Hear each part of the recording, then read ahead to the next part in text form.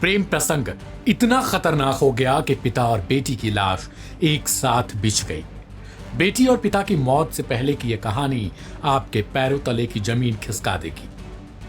सवाल है कि आखिर किसने पिता और बेटी को ऐसी मौत दी जिससे आसपास के इलाके में मातम पसर गया, क्योंकि बेटी का शव जब बाहर निकला तो खून से सने शरीर को देखकर वहां मौजूद हर कोई रोता हुआ नजर आया।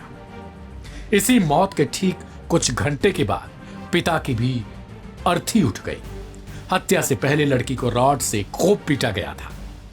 दरअसल संभल के इचौड़ा कंबोह थाना क्षेत्र के अशरफपुर गांव में एक अंशु नाम की लड़की शाम के वक्त किसी से फोन पर बातचीत कर रही थी। इतने में ही उसके पीछे से किसी ने रॉड से खूब वार किए। इस हमले के बाद अंशु जब तक उस इंसान का चेहरा देखती तब तक वो जमीन पर तड़प कर गिर चुकी थी और सेकंड भर के अंदर ही उसकी मौत हो गई। इधर बेटी की मौत के बाद घबराए पिता ने भी जहरीला पदार्थ खा लिया। इससे पिता भी तड़प तड़प कर जमीन पर गिर गया।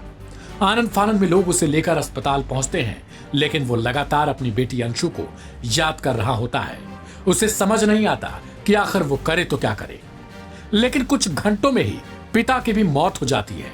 घर में सबका रो रो कर बुरा हाल हो गया। हैरानी की बात थी कि 2 मौतों के बावजूद पुलिस स्टेशन में कोई एफआईआर नहीं लिखाई गई। इससे पुलिस के लिए भी यह हैरानी की बात थी। अब बड़ा सवाल है कि आखिर रॉड से अंशु के सिर पर वार किसने किया था। दरअसल बेटी की हत्या करने वाला कोई और नहीं बल्कि पिता राजपाल था। अशरफपुर निवासी राजपाल की 19 साल की बेटी अंशु का गांव के ही पड़ोस में रहने वाले एक ही जाति के एक युवक से करीब 2 साल पहले से प्रेम प्रसंग चल रहा होता है। ग्रामीणों के मुताबिक बेटी के पड़ोसी युवक से प्रेम प्रसंग के बारे में जैसे ही पिता राजपाल और घर वालों को जानकारी हुई तो उन्होंने उसकी पढ़ाई को छुड़वा दिया और खूब समझाया बुझाया। लेकिन बेटी 1-2 दिन के बाद फिर से बात करना शुरू कर देती थी। बार बार ऐसा होने से पिता राजपाल परेशान हो गया था। मंगलवार दोपहर को जब राजपाल अपने घर पर पहुंचता है तो वहां बेटी अंशु खाट पर लेटी हुई थी और किसी से फोन पर बातचीत कर रही थी। बेटी को फोन पर बात करता देख उसने बेटी से पूछा कि आखिर वो किससे बातचीत कर रही है, लेकिन अंशु की तरफ से कोई जवाब उसे नहीं मिलता।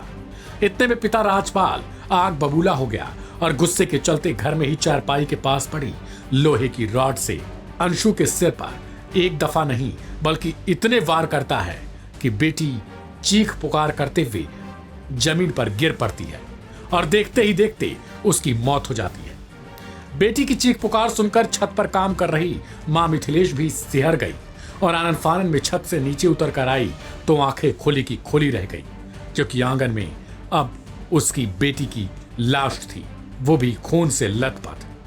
पिटाई के बाद बेटी की मौत से राजपाल घबरा गया और घर में रखे जहरीले पदार्थ को खाकर मौके से फरार हो गया।